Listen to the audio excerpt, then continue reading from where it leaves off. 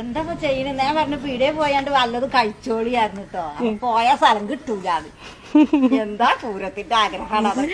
ആകെ തളർന്നീനല്ലേ? ഞാനെങ്ങനെയുണ്ട്? കഴിഞ്ഞീനോ മുഖം? എനിക്ക് നല്ല തലവേദന ഉണ്ട്.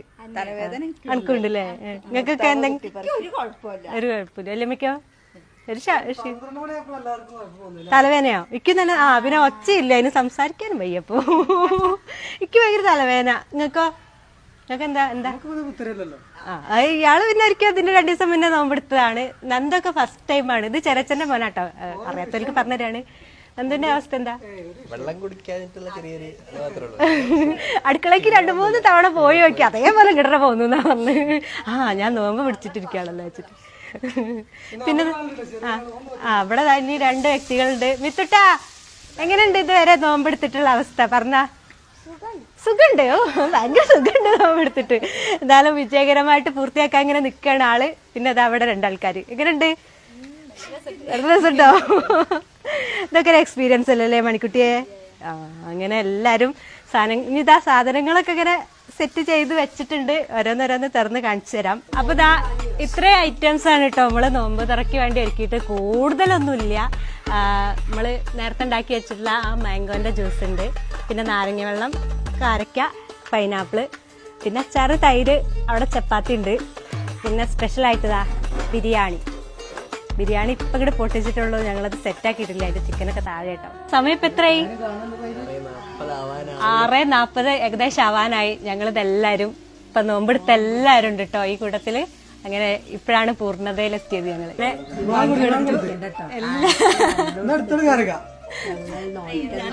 എല്ലാവർക്കും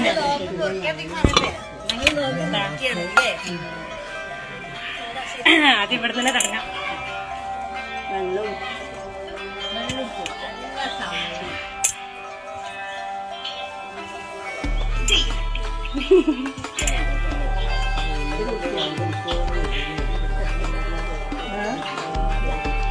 അങ്ങനെ ഞാനും വെള്ളം ഏതാ വേണ്ട എടുത്തോളെ. ആദ്യം കാരക്ക കഴിച്ചിട്ട് നമുക്ക്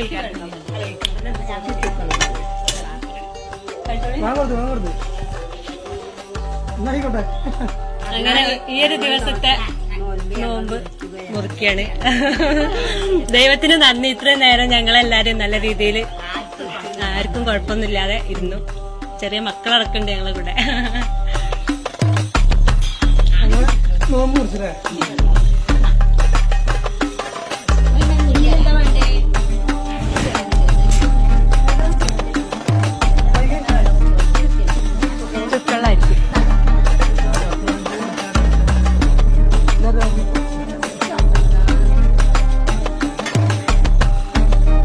വെള്ളം കുടിച്ചോ?